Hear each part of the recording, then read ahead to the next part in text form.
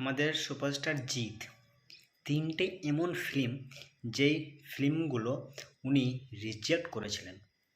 ঠিক আছে, প্রথমেই বলে রাখি যে ফিল্মটার কথা, সেটা হলো রকি। এই রকি ফিল্মটা জিৎ কিন্তু করেননি, স্ক্রিপ্টটা পছন্দ হয়নি, দিয়ে মিঠুন চক্রবর্তীর ছেলে মিমোকে দিয়ে এই ফিল্মটা করানো হয়েছিল। ঠিক আছে, প্রথম মুভি এটা। নাম্বার 2, দ্বিতীয় মুভি আপনার শুধু তোমারই জন্য। দেবের যে ক্যারেক্টারটা, ওই ক্যারেক্টারটা জিৎকে দিয়ে করাতে চেয়েছিলেন ওই মুভির ডাইরেক্টর, কিন্তু জিৎ ওই মুভিটাকেও রিজেক্ট করেছিলেন।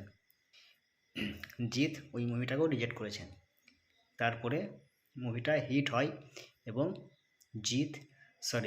দেব এবং সোহম এই দুজনকে দিয়ে মুভিটা করানো হয়েছিল। ঠিক আছে, এবার থার্ড যে ফিল্মটার কথা বলবো সেটা হলো ব্ল্যাক।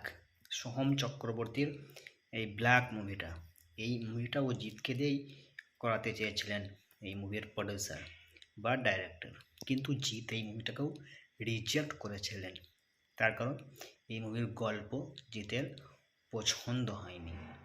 ঠিক আছে, দিয়ে জিৎ এই মুভিটাকে রিজেক্ট করেছিলেন। তারপরে বাকিটা তো আপনারা জানেনই, মুভিটা হিট হয়েছিল, বুঝতে পারছেন, মুভিটা কিন্তু হিট হয়ে গেছিলো। তো যাই হোক, এই ছিল জিতের রিজেক্ট করা ফিল্ম। আরও ফিল্ম আছে যেগুলোকে রিজেক্ট করেছিলেন জিৎ, আমি অতটা তো নাম জানি না, এই তিনটের নাম জানি, আমি তিনটে বললাম, বুঝতে পারছেন। তো যাই হোক, আজকের মতো ভিডিও এখানেই শেষ করছি। তো বাই।